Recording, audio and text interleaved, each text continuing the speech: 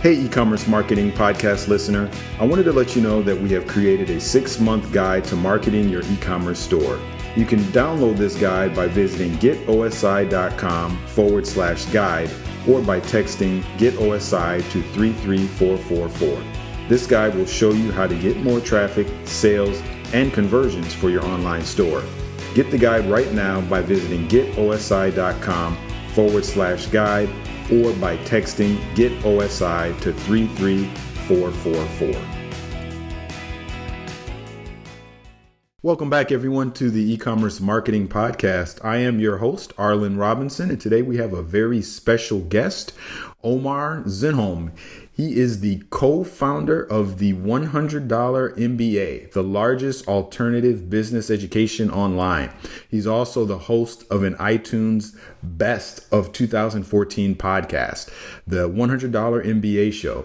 The $100 MBA Show has delivered almost 1,000 lessons and counting to over 70,000 daily listeners. Omar is also the co-founder of WebinarNinja, an all-inclusive, easy-to-use webinar platform that allows you to create a webinar in 10 seconds flat.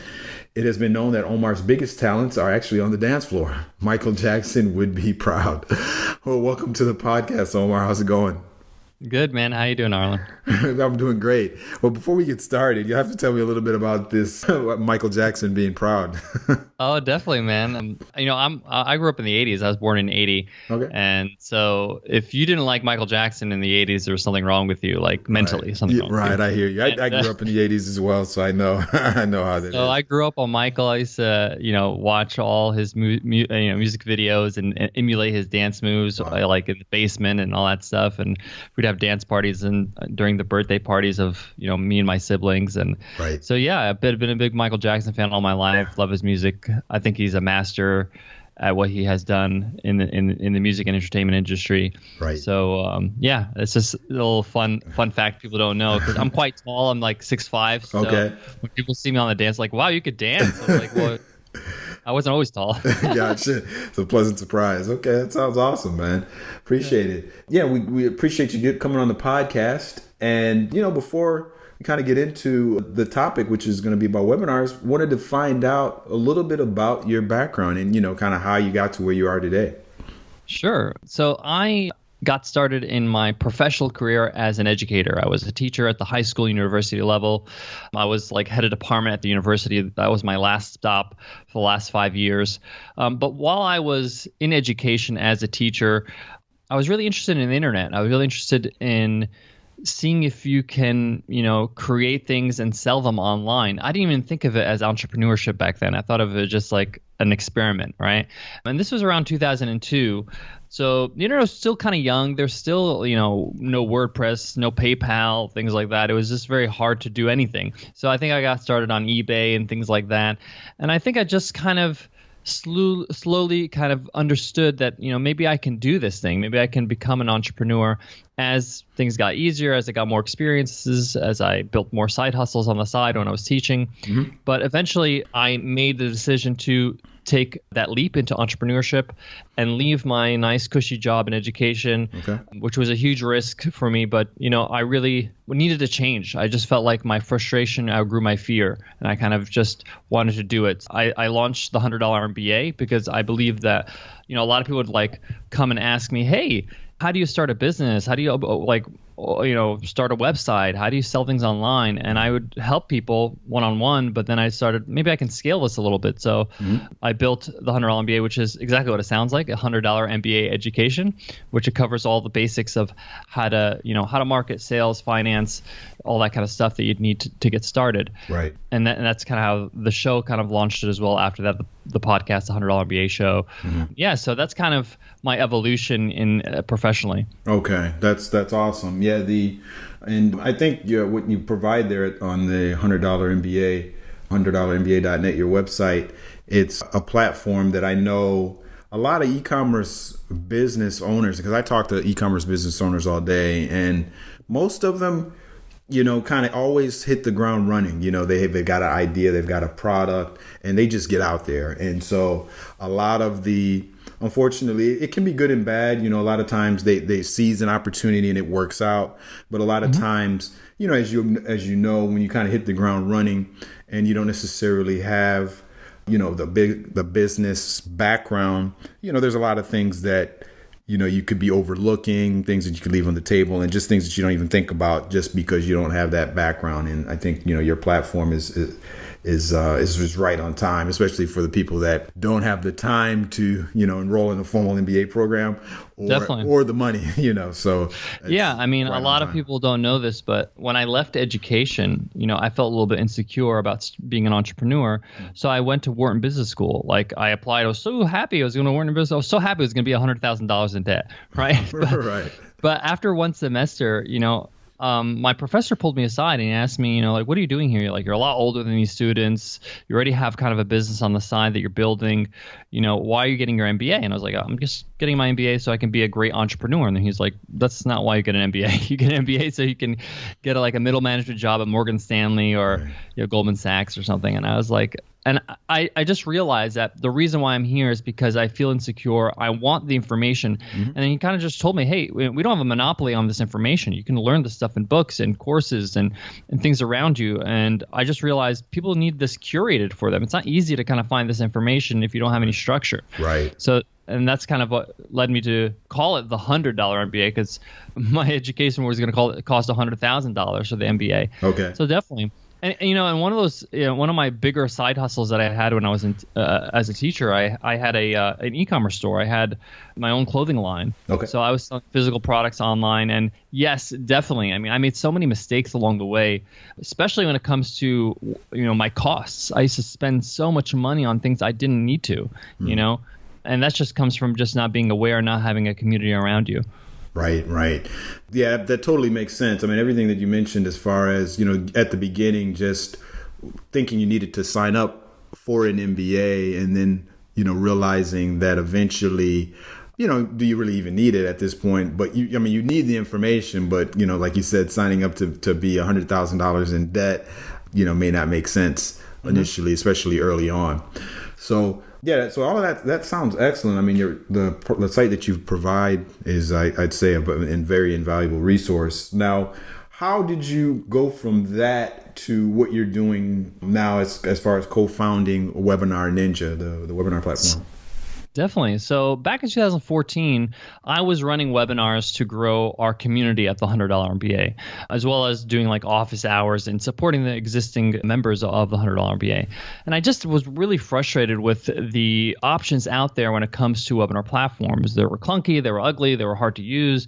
I couldn't just use one piece of software. I had to also use a landing page software along with email notification software, along with all this other stuff, and had to Frankenstein it all together and hope it works and do this every single week, every time I would run a webinar. Right. So I just got frustrated. I was just like, I want to just create something simple for myself so I don't have to reinvent the wheel every week.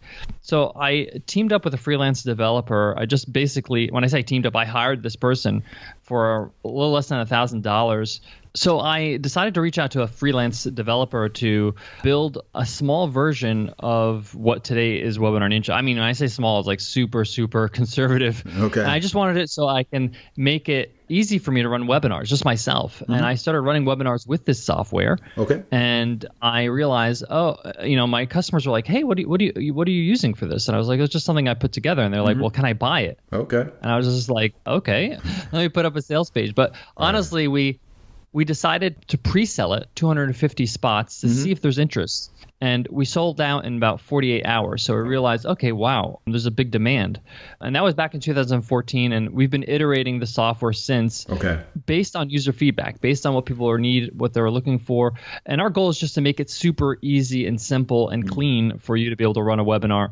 Today we have over 13,000 paid users, which is, for us, really great growth for a self-funded company. Right. So yeah, it's been a great journey. Yeah, that's awesome. Yeah, for sure. Yeah, I mean, I as a business owner on my end here and running OSI affiliate software, I know the importance of a solid webinar tool. And so most of our listeners that are out there that are e-commerce businesses, as a business owner running a business, they're wearing a million hats. They're doing a lot of different things. And everybody that listens to podcasts or reads marketing blogs probably, sees the same thing. Do webinars. But I know a lot of what people don't really realize is, how do they get started? So, what advice can you give an e-commerce business owner on getting started with a webinar? Like, where do they even begin? Definitely. That's a good question. So I love to kind of break things down a little in simple steps. So, the first thing you need to start with when it comes to a webinar is the topic. You basically just need to solve a problem, a pain, an issue, something for your actual audience. So a lot of people kind of struggle with this step. They're like, I don't really know what people want. Like, how do I actually come up with this? And one of the best ways to do this is to make your first webinar a Q&A webinar, just to have an open question and answer webinar where you basically you invite people and say, hey, I'm doing an open Q&A, open office hours. If you can ask me anything, you can get advice about anything. I can consult with you, whatever it is. And what you do is that on that webinar, because you're getting all these great questions, you're able to find out what people are struggling with. And you can take one of the hot questions or some of the hot questions and turn them into the topic of your next webinar. That's a great way to do that because, with our software, you're able to save all the questions that are asked and you can export them, you can organize them, and you can figure out, which ones are the ones that really, kind of strike a nerve. And that's really the best way to start is just to start with just open Q&A. You don't have to prepare anything. You don't have to prepare any slides. There's nothing there to do other than just to be present. So it's great to get started that way. And then from there, once you have a topic, one of the things I love to say is, break it down into 5 steps or 5 parts and 5 tips to get to that learning outcome and to get to that goal. So if I'm a basketball coach, or let's say, for example, I want to help people improve their free throw shooting, right? That's my topic, how to improve your free throw shooting by 10%, right? So I have to figure out what are the 5 things I can teach them to get to that promise. A topic is really a promise. It's like what I promise you'll get at the end of the webinar. So, it could be things like, I got to square up. I got to make sure I visualize. I got to make sure that I have my arms straight, whatever it is. And, break it down to 5. I like to say 5 steps or less, because one of the most important things that I learned as a teacher is that when you're teaching something, you got to keep it short, because in order for you to be able to repeat something, to be able to gain that skill, you got to be able to repeat it. So you have to remember it. You have to retain it. So you have to understand what's going on, but you also have to retain that information. If you remember back in the day when you learned long division, you'd have to go through the steps with the teacher on the board. And you have to remember the steps. Right. So if you go too long-winded, like 97 ways to market your e-commerce store, and no one's going to remember 97 ways, especially if there's steps. You got to remember the order. Right. So definitely keep it short, keep it nice and concise. And I love to say, keep it interactive. When people are doing things on the webinar, people are answering questions, I just like to get a pulse every 5 minutes or so. It could be just something like, I'm making a point. It's like, if you agree with me, say yes or hell yes in the chat. Let me know what you think. Get people to interact, because you want to keep them on the screen. You want to keep them engaged. And I like to do this a lot in the beginning, because it kind of sets the tone of like, oh, wow, this webinar is different. This is fun. I like this. And they just get fully engaged. So interact as much as possible. And those are kind of my tips for people that are getting started. Yeah, that totally makes sense. I know a large part of our audience and listeners are e-commerce businesses that are selling consumer products, maybe women's fashion. I know there's a lot of businesses out there that sell skincare products, cosmetics. I know a lot of our customers are in those different categories. They may be thinking, okay, you kind of highlighted some service type businesses where they we can kind of see a natural fit for a pot or a webinar. But what about the product businesses that are providing an end product? How would they effectively give an appropriate webinar, and how would that work for those types? Sure. The funny thing is that when I first encountered webinars and I saw them online, I was like, the first thing that came to mind was like, wait a minute, this thing's like QVC. Like that's the first thing that came to mind, is that it's like you have your own shopping network, really, at any time. And, when I had my e-commerce store, I used to love this concept, because it's just a great way for you to show off your products, your services, get intimate, show its practical use, to model it for them. With a less than $100 webcam, I actually recommend the Logitech C920. It's a great HD cam with a Carl Zeiss lens. And it's great for like demoing products. We have a lot of users that have e-commerce businesses, and what they like to do, and this is a great idea actually, it's that they do a feature week. So like basically once a week they do featured items on their webinar. So like they have like maybe 10 items for sale or something like that are featured on their homepage, and they'll do a sale, or like basically like last minute sale. So like the prices even drop more on the webinar, and they have a certain amount of time before the end of the webinar to grab that deal. And during that webinar, they're showing these products, whether it's clothing, they're modeling it on camera, or they're doing close-up shots of iPhone covers or whatever it is that they're selling. Right. And it's great because they can describe things, they can talk about the practical use, they can take questions. This is exactly like a shopping network. Right? Yeah, you're right. I never really thought of it like that, but that's correct. It's your own shopping network pretty much. Yeah, so our users that have e-commerce stores love the platform because it allows them to really, answer a lot of questions that they can't just answer immediately. Sometimes people see things on a website, on a web page, and they're interested, but they can't really close the sale because they have like a really burning question, and maybe they're too embarrassed to kind of email support about it, and they kind of just forget about it. But on a webinar, it's just so easy to chat, so easy to just type in, hey, do you take Amex? Does this come in double X large or whatever? Right. So it's just easier for them to interact, ask really quick questions, buying questions really, so they can be able to close that sale. So I love that use of webinars. Yeah, that's definitely something I hadn't really thought about, and especially what you mentioned as far as that last minute sale, or I guess you could call it a flash sale, just during the time of the webinar, where maybe you'll heavily discount one of the products that are featured only during the time of the webinar. So you can kind of tease that also in the webinar, in the promotion of the webinar. So let's say you're emailing out your customers the webinar information or webinar subscription or sign up page. You can let them know, during the webinar, we will be doing a special flash sale, where you can get 50% off XYZ only during this time. So that can definitely help increase the attendance, I'd say, for sure. Yeah, and definitely one of the things our users do is, because we have these set email notifications that get fired prior to the webinar, like reminders like tomorrow's your webinar and in 1 hour it's starting, and you can customize these emails before they get sent out. So a lot of them, they customize them with the feature products on that are going to be on that webinar. These things are going to be discounted during this time, so make sure you attend live and all that stuff. So you can kind of like tease them and really get them interested to just make sure they attend live. Right, for sure. And so, we definitely see all of those being ways in which someone can kind of improve their sales by doing these webinars. And, there's definitely a lot of obvious benefits to it. What do you think are some other benefits that people may not even realize, when doing a webinar? So I think webinars are a great way to do a lot of product research. I do this all the time with our software itself. Like before we actually release a new feature, I'll invite a subset of our users and just say, I'll invite like maybe like 1,000 people, and maybe like out of those 1,000, 300 can show up, and I just basically say, hey, this is not a sales webinar. It's nothing. We have a couple features that we're working on, and we want to get your feedback. And it's basically, we're trying to refine it. We're trying to make a product better. And it's great to just get a focus group together that's interested in what you're doing, and they can learn. And then, as a reward, I kind of just say, hey, you guys will get first access. We'll release it to you first.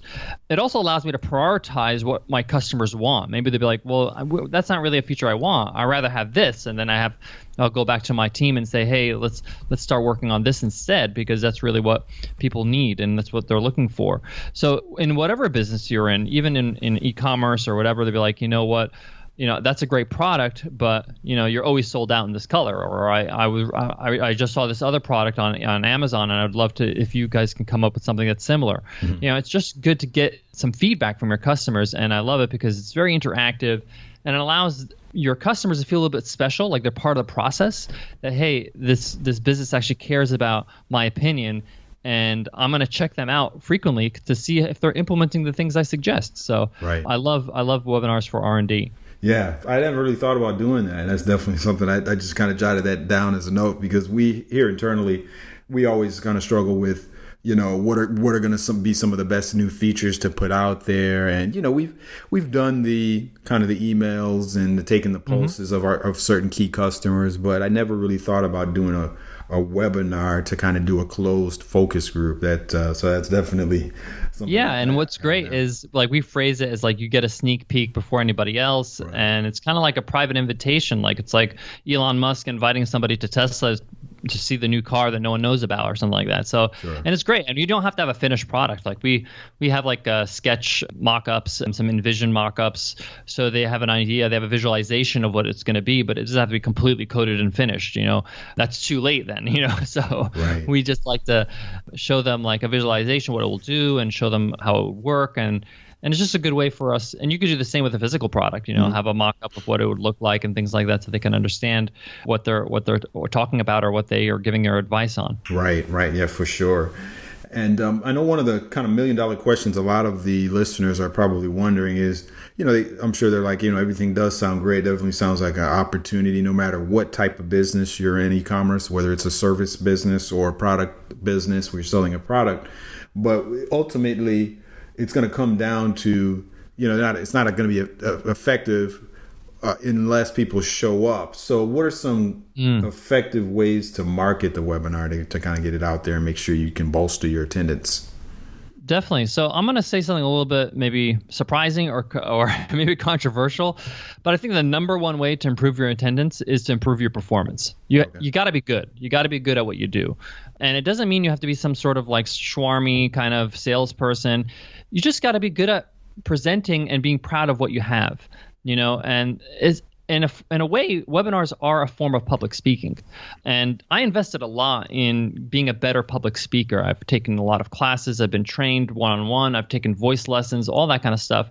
Now, you don't have to go to that extent, but you definitely should rehearse your webinar before you actually get on live. Right. I always give this analogy, we all have an Uncle Bob in our family, and every Thanksgiving, Uncle Bob says the same joke, and we all laugh, even though it's the same joke he's been saying for 30 years. Mm-hmm. And it's not the joke, it's just his delivery, right? We all laugh because his delivery is just so on point, because he's been saying it over and over and over and over, right? It's not the first time he's said this joke. Mm-hmm. So the same thing goes with the delivery of your webinars. Now, you might be saying, well, what does that have to do with marketing? Well, once you start doing webinars, people will talk about you. People will share your webinars. People will say, hey, I just was on this webinar and it was like really fun. It was really interactive. I got a lot out of it. It wasn't just a pitch fest, and I'm just sharing with what happened to me. That's how I became somebody that people register for or, check out my webinars. And I do very little kind of paid marketing because I really focus on my craft. And I think that's the number one thing you can do to improve your attendance rate. The other thing you can do is a lot of people don't utilize their actual website. Like you're getting organic traffic to your website anyway, right? People are finding you through Google searches, referrals, whatever, right? So you should definitely be putting on your homepage with like a hello banner or a little thing on the side, an image that I run a webinar. Here's my webinar. I do it every week, or this is the next day or whatever, and link it to your registration page. It's just the easiest way to get a lot of registrations to your webinar that you don't expect normally, because people are just going to your website, finding you in different ways. So that's number one. You got to do that super simple. It's 2 seconds, right? The other thing I really highly recommend is that you try to get on other audiences or other platforms as much as possible. I like to guest post as much as possible. So it doesn't have to be another e-commerce site. It doesn't have to be another site that is in your actual marketplace. If you're in, again, like iPhone accessories, you don't have to go to another iPhone accessory website and blog for them. You can get outside the niche. Like some of the most effective blog posts that I've written on other sites were things that are completely irrelevant. Like I went to digital photography school. It's like a digital photography blog, very big blog by Darren Rouse, over 1 million subscribers, right? And I went to their blog and I realized that they don't really have a lot of blog posts about how to go pro as a photographer, how to create a business out of photography, how to get gigs and things like that. And there's got to be a lot of amateur digital photographers over there that want to take that step. So I wrote to them and I said, hey, I'd love to guest post for your blog. I read every blog post on this topic. It's kind of, missing a few things. And this is what I would like to present. In fact, I wrote the whole post already. It's attached. Okay. And I love to write it beforehand. Right. Because it allows them to make it easy to say yes. If they already have the material and they already know that, okay, this is well written and it's worth publishing, versus, hey, before I write it, this really helps a lot. And then people will be like, oh, no, thank you. I don't know who you are, blah, blah, blah. But if you have a good blog post already written, it's easy for them to say yes. And if they say no problem. I can publish it on my own blog. I can rework it for another blog, whatever it is. But the point is, at the end of the blog post, I wrote this epic blog post, 2,500 words, images, everything, great advice. And at the bottom of the blog post, I said, hey, you made it to the end of the blog post. You must be serious about this topic. I'm going to be running a live webinar on how to go pro as a photographer. If you'd love to attend, I'll show you around and show you the tools I use to run webinars. And I just give a link, a little link of like the registration page for that webinar. And you get tons of registrations on people that you would normally not have access to. Okay. So those are just a few tips. Gotcha. That's great. I mean, there's so many different ways to promote it that I think a lot of businesses don't really even consider. And I've done several webinars, and there's a lot of things that you mentioned that we didn't really even take full advantage of. So, it's always a learning process, no matter what you do. And yeah, all of those things I know would definitely help out. And to wrap things up, one of the things we always asked our guests on the podcast is, we talked a lot about webinars and promotions, but I know you're I guess you could say definitely an expert in e-commerce marketing in general. What do you think is one thing an e-commerce business can do, today or right now to help their business grow and get traffic and get sales? You got to do something that is going to attract people with the value of information you give. You got to have some sort of content marketing strategy. People are more interested in getting the most out of what they get or buy than just buying it. Like, for example, if you're going on a trip, you do tons of research to find out what's the best hotel.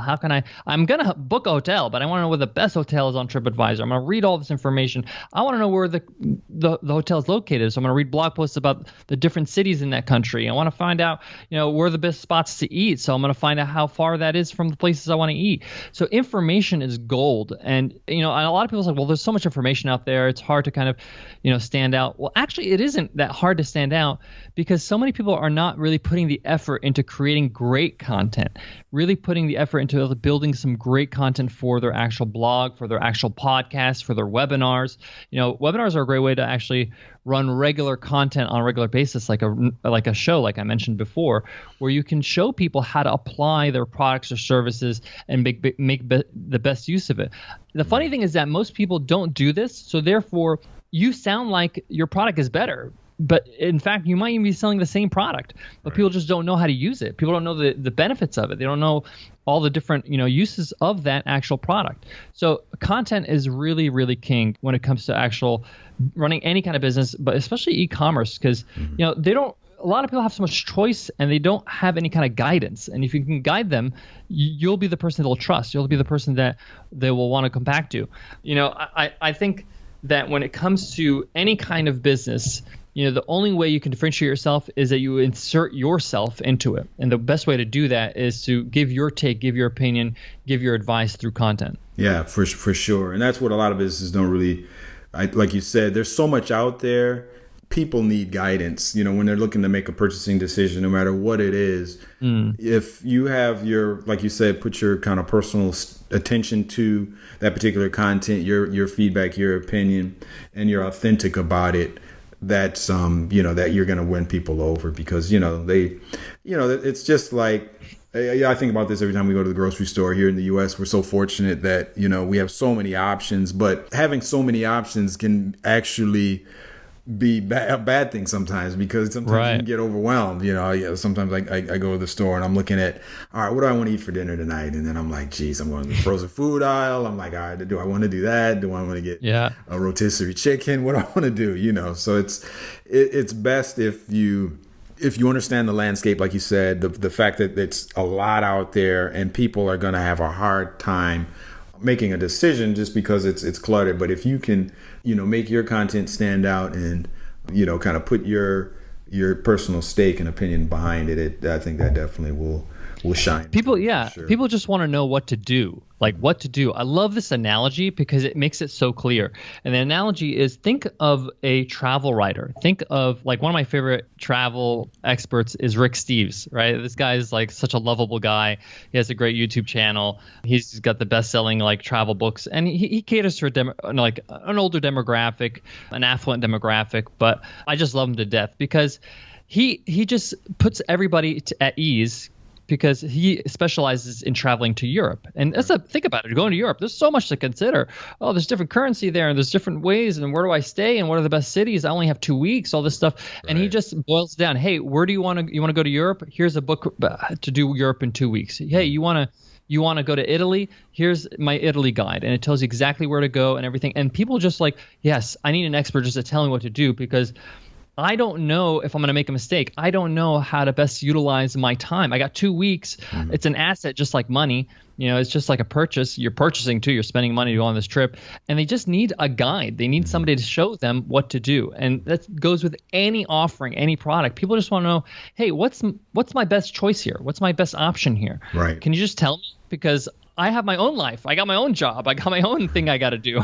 So I love that kind of example or parallel, because it really clarifies it for me. Yeah, that totally makes sense. You've got to tell people what to do and just guide them to, the decisions that, you want them to make. And that's going to be, purchasing your product or services. That can't be said any clearer. Well, Omar, I definitely appreciate you joining us here on the E-commerce Marketing Podcast. You gave a lot of valuable nuggets and that I know our listeners will appreciate. And if anyone wants to get in touch with you, how do they do that? Best way to get in touch with me is actually via email. I love just kind of talking to people on email. You can check out WebinarNinja.com if you just go to the contact link at the bottom, or you can go to our website for the $100 MBA, 100mba.net, same thing, contact link. And be sure to check out our podcast, the $100 MBA Show, on iTunes, Stitcher, whatever you listen to. All right, that sounds awesome, Omar. Well, thanks again, and you have a great day. Thanks for joining us here. Thanks, Arlen. I really appreciate it. Thank you for listening to the E-commerce Marketing Podcast. To access e-commerce videos and other resources to help your business grow, please visit getosi.com/videos. Subscribe to us on iTunes by searching for E-commerce Marketing Podcast, and please leave a rating and a review. Thanks for listening. See you next time.